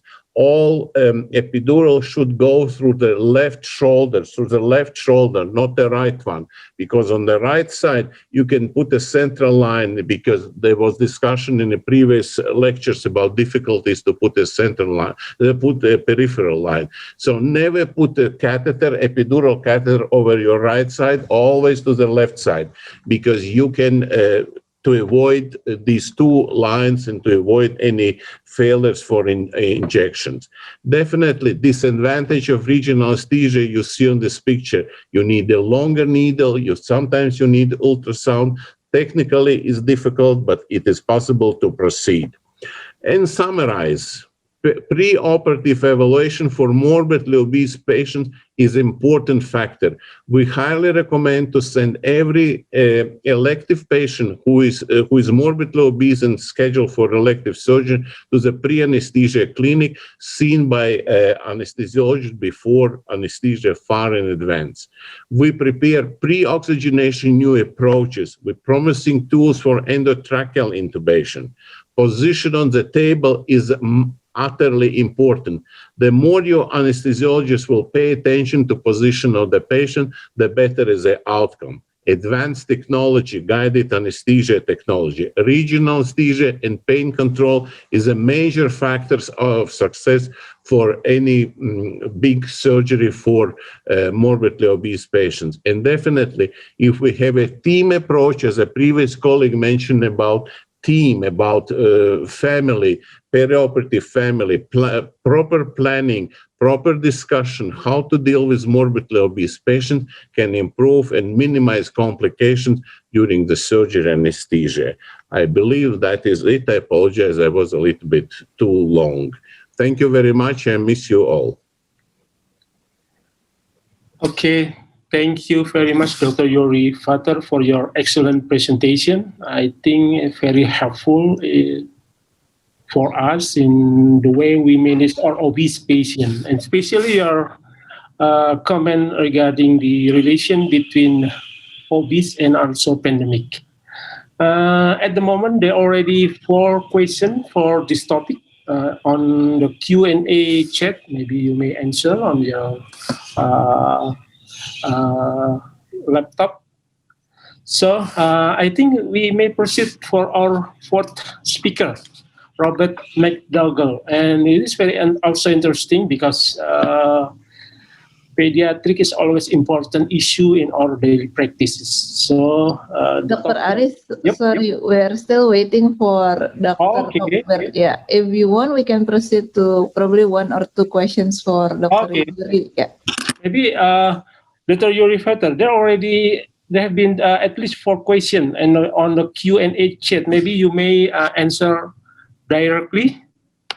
For So, what is suggestion to the best post-operative pain management? Yes. Yeah, that is a challenging question because currently we try to deal with low opiate anesthesia. We combine magnesium, lidocaine, dexmedetomidine. Definitely the best postoperative is combination regional block and local block, avoiding long-acting opioids, especially if we will skip the classical operating room and switching our attention to the non-operating room anesthesia, ambulatory surgery or day surgery. We have to increase the speed of discharge. We cannot use a morphine or high doses of fentanyl because we have a list of arthroscopies or colonoscopies from morning till night. We have to get in, provide a stable anesthesia, get a low pain, avoid nausea, vomiting post-anesthesia, and discharge patient safety. Especially it is important in arthroscopy orthopedic clinic. That's why local anesthesia, light, replacing fentanyl with dexmedetomidine in our situation is a way how we deal with these situations. So the important point is to decrease your opioid doses. This is important. Okay. All right. I think we have already Dr. Rob here. We'll save the discussion at the very end. Dr. Rob, you may start. Okay. I hope you can all hear me. Yeah, we hear you. I'd firstly like to apologise. I know you've been waiting for me. I've been in the recovery room with a newborn baby, waiting for special care to come and pick them up and take them back to the. We may proceed. Okay. It's okay. Okay. So it's a great pleasure to be invited to present at Indonesian Society of Anesthesiologists meeting. And what I'm going to be talking to you about today is about preparation for surgery and anaesthesia for children. And I'm just going to share my screen. And I know that there's a wide audience here with many different interests. And I'm hoping to include something that will interest all of the people here. So there will not be a lot of talk about specific details about paediatric medical conditions. I want to talk mainly about systems in preparation, and then talk a little bit about communication, some comments about fasting, which has changed in recent years, and then also talking about specific communication styles and the nocebo effect, which I'm sure many of you will be familiar with. But what we're seeing at the moment is that the whole approach to the preparation of children for surgery and anaesthesia is changing, and there will be a lot of research and activity in this area over the years to come. So this will help prepare you for catching up with this when it finally hits the literature. Okay, so just a little bit about me. I've visited Indonesia on many occasions, given that Australia and Indonesia are fine neighbours, and I always enjoy coming to Indonesia, and it's with great sadness that I'm not there in person at the moment. So as I mentioned, I'm going to run through the screening processes, particularly with reference to the screening process that we have at our hospital in Melbourne, talking a little bit about patient assessment, not too much about medical preparation or optimisation, but then something about procedural preparation. So this is like the psychological preparation of the child for their visit to hospital and anaesthesia. And then something a little about fasting, and then a few comments about the nocebo effect. So I work at the Royal Children's Hospital in Melbourne, where I'm the Deputy Director of Anaesthesia and Pain Management. We are a tertiary and quaternary paediatric hospital, and we service a population of around 7.5 million. So in Indonesian terms, we are a small hospital, but in Australian terms, we're quite a big hospital. And we look after Melbourne, which has a population of almost 5 million, the state of Victoria, which includes Melbourne, Tasmania, and the border communities of the states of New South Wales and South Australia. We're also the National Referral Centre for liver transplants, heart transplants, and complex congenital heart surgery. But we also are a community hospital for our area of Melbourne. So we have a broad range of paediatric presentations. Okay, so here's the map of Australia. Here's Indonesia up here, which is not included in this map. But down here we have Melbourne, and this is the state of Victoria, and there is Tasmania. So we service quite a big area of Australia. As far as anaesthesia goes, we do about 20,000 anaesthesia cases per year. About a quarter of these cases are emergency cases, and about a third of our overall work is with medical imaging procedures. So MRIs, interventional medical imaging, CT scans, and as anyone who works in paediatrics knows, that medical imaging is a big part of our work. We have 30 senior anaesthetists, 12 fellows, and 9 registrars. So we're a busy medium-sized hospital, but small compared to many Indonesian hospitals that I know.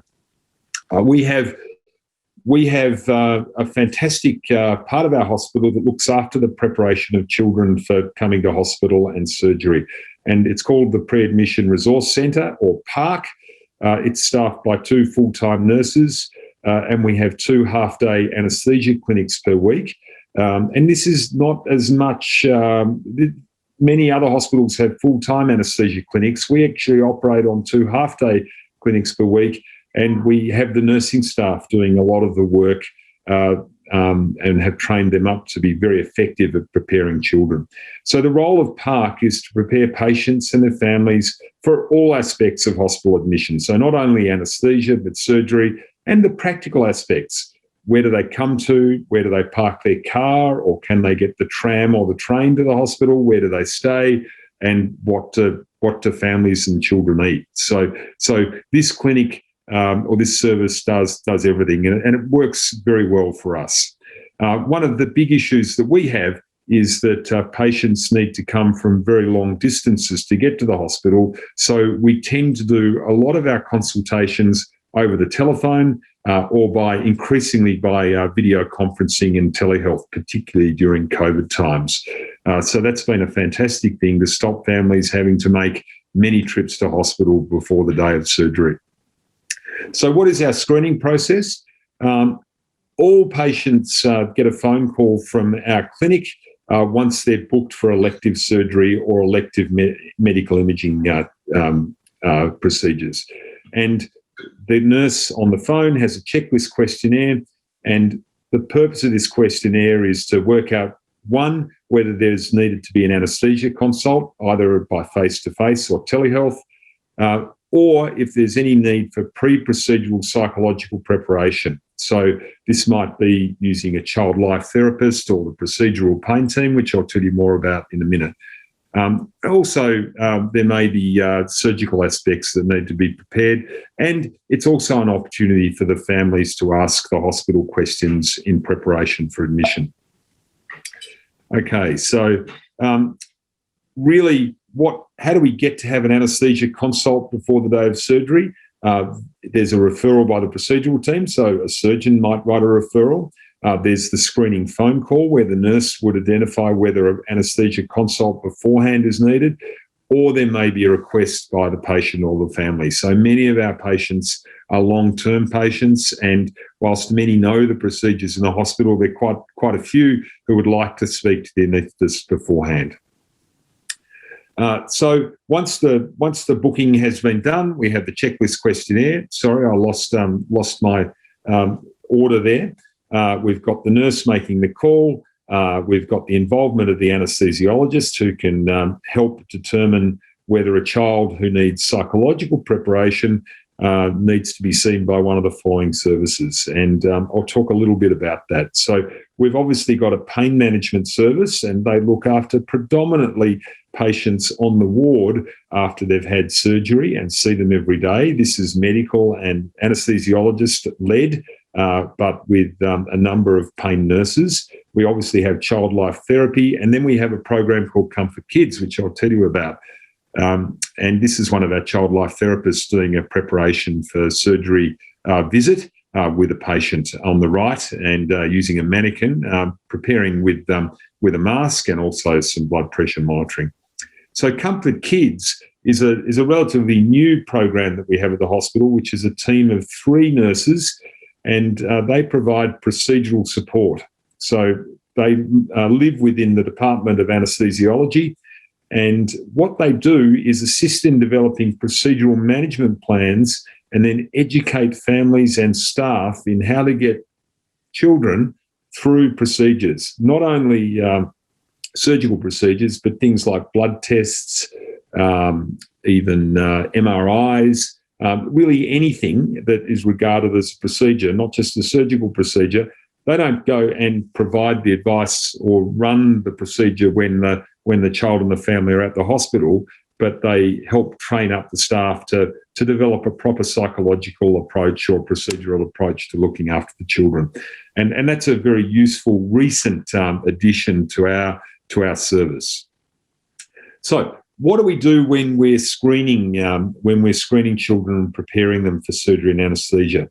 So obviously we're interested in the past anaesthesia history, because that will predict whether we're going to have any problems with this upcoming admission. We're interested in the family anaesthesia history, the usual things like a history of MH or other congenital problems. Allergy history is quite interesting. We get a lot of calls now about families who have allergies to medications and concerned their child might have a problem with allergy, and usually that's a process of reassurance rather than any active process to go out and screen and test people. And in our medical history, we're obviously interested in any significant medical piece of the medical history, but the specific things which we ask about are a history of prematurity, history of congenital heart disease, respiratory illnesses, be they long-term or acute, and obstructive sleep apnea.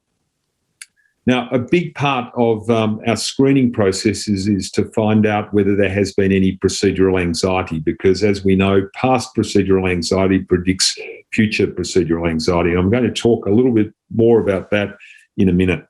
And we also run through fasting. Now, in many cases, the screening phone call occurs many weeks or even months before the procedure. So we don't actually give specific fasting details, but it is something that families are very interested in, is what is fasting, because people get very concerned about whether they get the fasting right or wrong on the day. And people are now aware that we're much more liberal with fasting than we have been in the past. So I'm going to focus a little bit on procedural anxiety and fasting now. Okay, so procedural anxiety, and there's been increasing awareness about procedural anxiety and how important it is to prevent procedural anxiety and manage procedural anxiety. And we know that up to 60% of all children have significant anxiety prior to a procedure or surgery. And we also know that this has an impact on their recovery and their stay in hospital, and possibly even long-term on behaviour and possibly sleep. So we know that if you're anxious at the time of surgery, you have increased analgesia requirements, there's increased emergence delirium. There are all sorts of other effects that have been pointed to, but these are the proven ones, and certainly sleep and behaviour are big ones. Some of the studies looking at post-operative behaviour are quite mixed, and there's one great study which, if I had more time, I'd tell you all about. But there is some evidence that some children have improved behaviour after they've been to hospital, which is that's good news. But in many cases, if there's been procedural anxiety, there can be behavioural problems afterwards, and that impacts upon schooling. So what are the predictors for procedural anxiety? And probably the big one is anxiety with previous surgery or procedures. So this one is a great pointer. So when taking our questionnaire history, if there's been anxiety or distress associated with procedures, then we think we need to explore that and try and prevent that in the future. Now, other factors are temperament of the child, parental anxiety. So if the parents are anxious, then the child and the patient is usually more anxious. Age is a big one, and anxiety, procedural anxiety increases with increasing age. So it reaches a peak in the early teenage years. And so it's not so much seen in children under the age of 5 or 6. We can see it, but it's probably because these children have had repeated bad experiences in the past, or they've worked out when they get to the age where they can develop abstract thought, around the age of 6 or 7, they're working out that coming and having an operation and a procedure could be potentially dangerous. Okay, so it's probably intelligent kids have been shown to have more anxiety as well. Now, I'm reluctant to link that, but there is a link between the intellectual abilities and the level of anxiety displayed by children. But certainly, a previous bad experience is a pointer towards anxiety. So it's really important that we keep an eye out for procedural anxiety, because what we do now will impact on the outcome of care, not just for this admission, but for all future admissions. So we've got an obligation to make sure our patients get through smoothly, and we look after our colleagues who might be looking after the child next time. So that's why we think it's important to prevent anxiety. So what about procedural preparation? And here are some tips for getting a history about procedural when you're preparing for a procedure. And of course, the procedural history is very, very important. And it's worthwhile finding out if a child's had a bad experience or even a good experience, what worked well for them and what didn't work well, and to talk about that. then you can begin making your plan. And it's important to be able to offer choices to families. And we're all limited by how much choice we can give to a family about procedures, but even simple choices about the choice of the induction technique for anaesthesia is often one way of giving families and patients more control. The preparation of the child, obviously, there are many ways of preparing children, and many hospitals and centres have various resources. I'll show you a little bit of ours at the end of the talk. But our general advice is to inform older children, so those older than 6 years of age, at least a week beforehand about what's going to happen. We feel that it's usually better coming from the parents in their own time. Now, it is important at consultation with either the anaesthesiologist, the surgeon, that the caring team speak directly to the child and explain what's going to happen. But what we try and do is provide the information for the families to introduce the idea that they're going to have a procedure in their own time. And that takes some education sometimes for families. And I'm sure you all work in places where there can be language difficulties, and in Melbourne we have a large number of communities in different languages, so this can be a challenge for us. But we try and use interpreter services wherever possible, where we're trying to explain to families what's going to happen. Now, the other thing that is happening is that there's been a revolution in the language used when speaking to families and children about procedures, and we generally talk about using positive language, and I'll talk more about that in a minute. So, of course, it's important to get consent from parents and from older children who are able to give consent, and the laws regarding consent vary from country to country and state to state. But we try and get consent as early as possible for a surgical procedure. We don't get formal written consent for anaesthesia, but we get verbal consent, and we try and do that before the day of surgery in some form. But it's very important to get assent from the child. So assent meaning that the parents will give the legal consent, but I think important for a child, down to even very young children, to get them to agree and cooperate with what's going on. So we should have this attitude that we're going for cooperation with the child the whole way through. Now, when we see children beforehand or on the day of surgery, it's important to acknowledge that many children are nervous, and I'd certainly say, how do you feel about the procedure today? And if they say they feel funny, and they say, well, you're probably feeling nervous, and it's normal to feel nervous. And some, if they're scared, then I think you can acknowledge, yes, it's normal to feel a little bit scared as well. So it's really important to validate the child's emotions, and that allows you to create a stronger bond, and they will become more trusting of the team. Generally, trying to give control or choice wherever possible is really important. So I try and give my patients a choice over induction technique, the site of the intravenous cannula, whether their parents are going to be present for the induction of anaesthesia or the blood test or whatever you're doing. And also give them choices, would you like to watch, or would you like to look away, or, you need to do some deep breathing here. Would you like to take 3 breaths or 5 breaths? And keep engaging the child in a positive way, giving them some control over the procedure. So this is not only when you're doing the procedure, but in the lead up to the procedure. Now, there have been people writing about psychological preparation for many, many years. And one of the earliest papers I could find in the literature comes from New York, and it was published in 1950. And the advice by this anaesthesiologist, I think, still holds true, over 70 years later, that the preparation of the child to reduce the emotional trauma and anxiety with a procedure is to, and the advice, this is straight out of this paper, is to talk directly to the child, use age-appropriate descriptions, don't deceive. If you make a promise, you have to keep it, and in this way you can build trust. So nothing has changed, and I'm sure those who work with children regularly will know that. And it can be quite confronting for people who don't work with children to understand that the children really, they say that children are little adults. I would like to think that adults are just big children, and we should treat children like we would expect it to be treated ourselves. So that's something about the psychological preparation.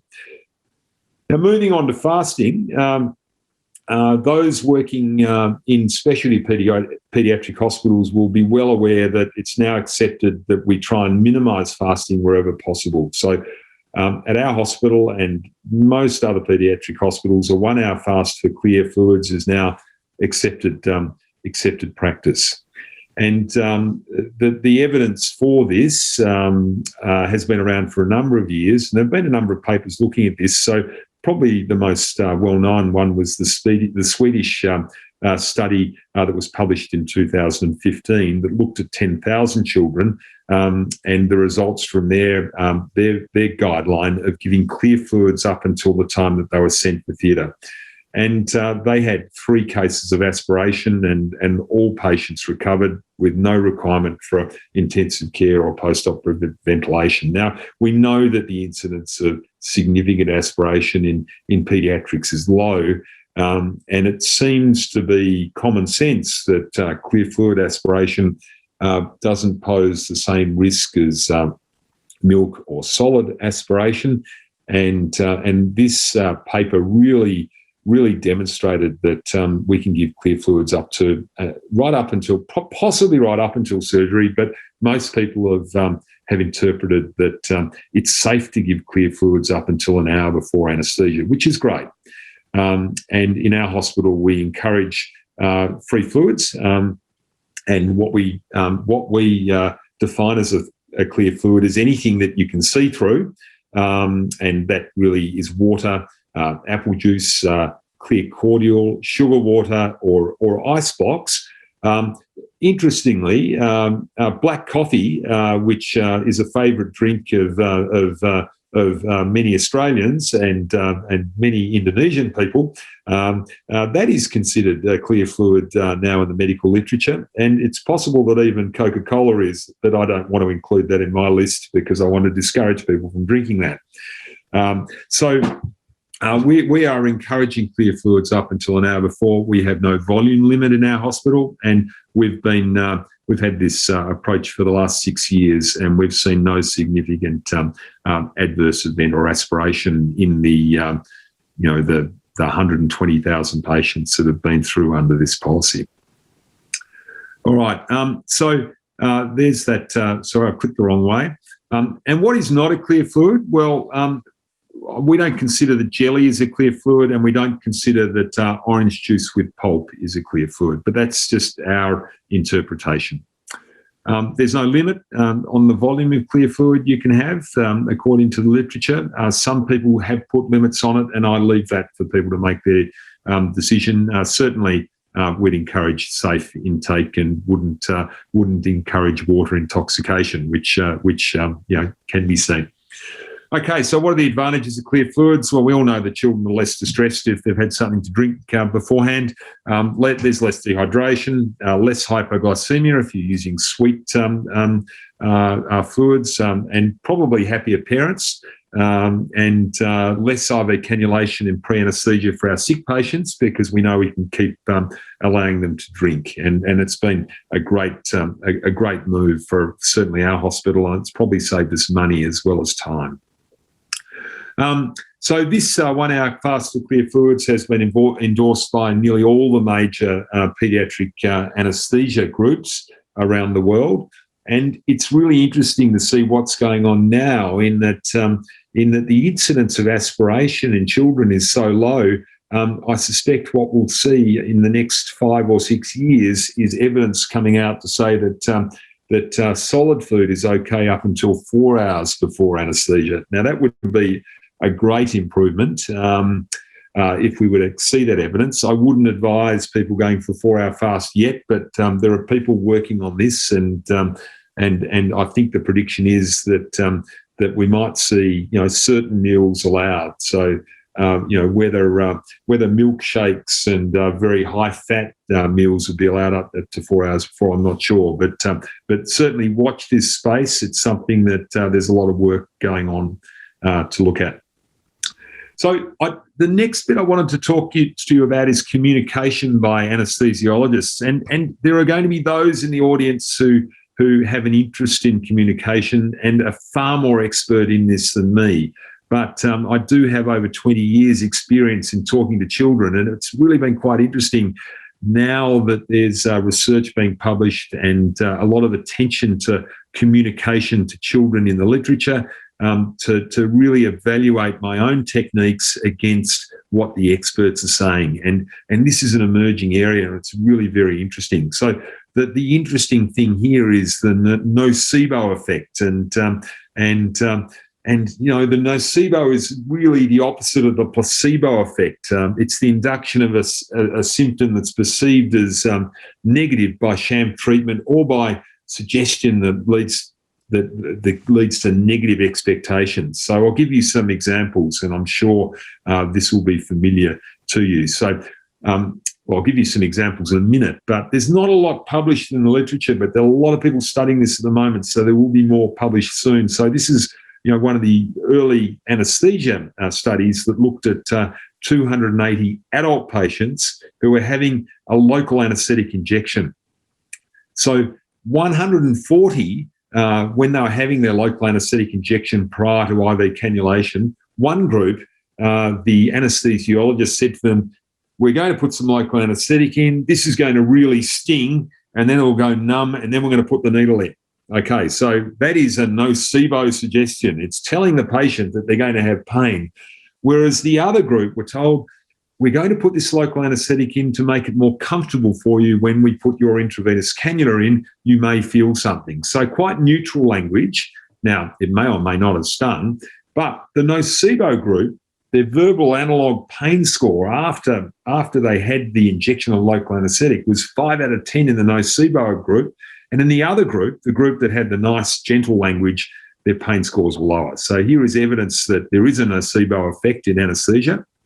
And so common nocebos used is "this will sting."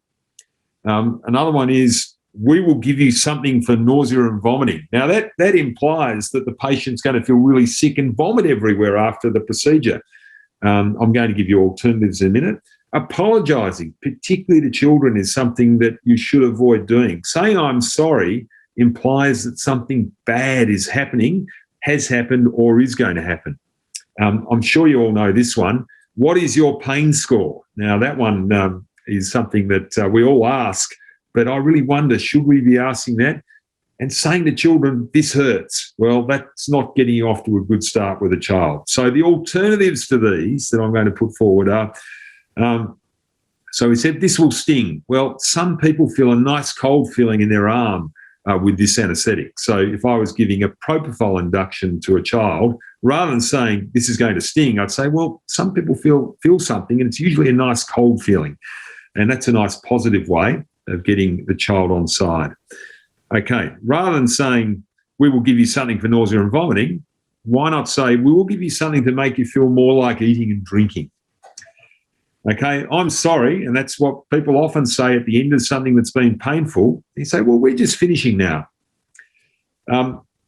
Are you in pain, or what's your pain score? What about asking comfort scores, or how comfortable are you? And the other great one, I think, "this hurts." Well, I think it's possibly better to say "you may or may not feel something," because we often know that things we think are going to hurt actually don't hurt. So that's a really nice positive way of doing things. So these are the sort of communications that you can have to avoid nocebo communication. So what I'm suggesting with children particularly is to use positive placebo language. Don't apologise, and talk about comfort, not pain. And I'm sure you'll think of other examples in your practice. So it's good to evaluate the way you practice and to think about these things. All right. So I haven't gone into great specifics about the materials that we use to orientate patients and their families. And this is my final slide. And really what I'm showing you here is the YouTube channel of the Royal Children's Hospital in Melbourne, which has a number of fantastic videos that prepare children for surgery and anaesthesia. And they're really simple. And really, I know most hospitals develop their own videos. And I think these ones are really good because they're focused on the language that's being used. And a lot of them have just been made using a mobile phone. So using your mobile device and making these videos with volunteer patients has been a really successful way. And it was a great COVID activity to make more videos. So we couldn't see all our patients to assess them. So we made a lot of videos. And if you're interested, go to the Children's Hospital YouTube channel to see those. Okay, so that's really the summary of my talk on preparation. The summary is be careful about your language. This is the system that we use to prepare children, and that psychological preparation is just as important as physical preparation. And I'm very happy to join the panel and take discussions, take questions. And finally, a special thanks to my friend Dr. Susilo, who invited me to speak this year, and it's been great to be here. Thank you.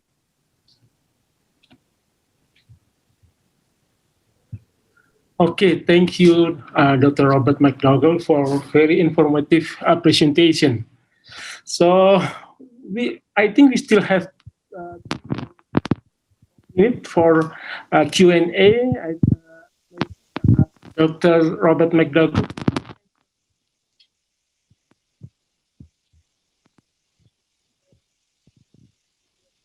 Dr. Aris, I think your mic is...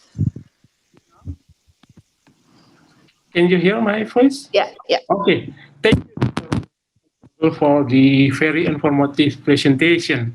I think we still have 3 or 4 minutes for Q&A, and the time at the moment maybe for the Dr. Douglas Robert McDougall. You may answer the question for the pediatric cases. How to deal with very sick pediatric cases? Can you answer, Dr. Robert McDougall, directly? That's a really good.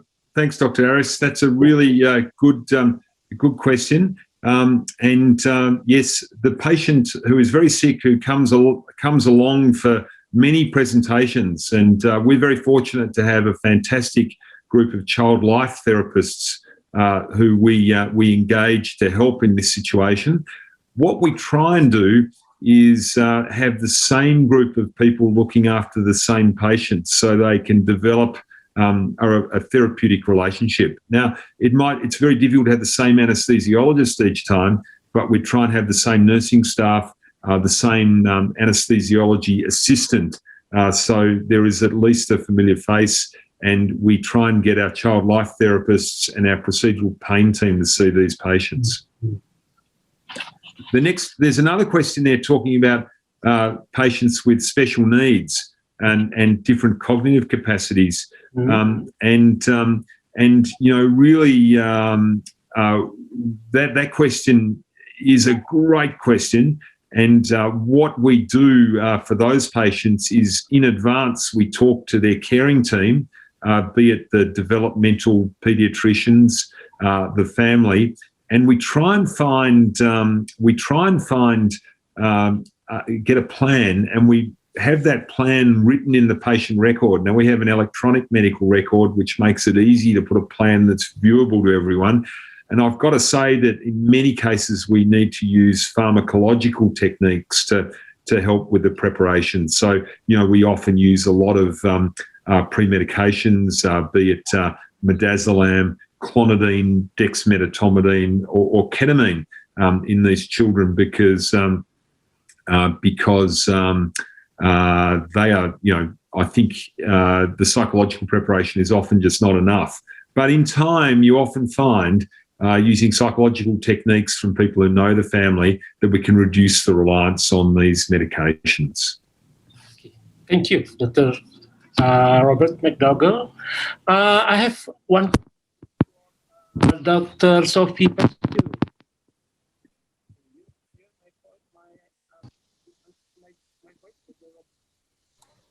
Dr. Aris, sorry, the mic. Oh, okay. Yeah. Yes, now. Thank you, Dr. Robert McDougall. I think the time is already finished. And now it's 12 o'clock Jakarta time. So I think I answered most questions in the chat Yeah, already. I saw it already. Yeah. Thank you, Dr. Sophie. It's very, Thank you. very nice answer. No problem. okay. For all the participants, my colleagues, and all speakers, we have finished our session. And once again, on behalf of the committee, thanks for staying with us. Keep safe and stay healthy. And hopefully we can meet in Jakarta next year in 2022. So enjoy your weekend and thank you very much. Okay, thank you, Dr. Aris, for Thank you. moderating this event. Thank you, Dr. Sophie, for staying up. Thank you, Youri. I hope Youri is still here, not sleeping yet. Thank you for staying awake from the USA. I know it's very late in the USA. And Dr. Rob, thank you for spending time, even though it is you're still in the surgery right now, I think. No, I'm now in my office, which is All good. right, all right. All right, I really wish everyone's doing well and healthy. And hopefully, again, I agree with Dr. Aris. Hopefully next year, we can invite all of you to Jakarta to do the 19th Indoanesthesia 2022. All right. And you are free to stay. If you want to see the next performance, will be Dr. Susilo. Music. This is doing live with his friends and family. Also, I would like to thank GE Healthcare for sponsoring. Thank you. Thank you. Thank you. Bye. Bye. Bye.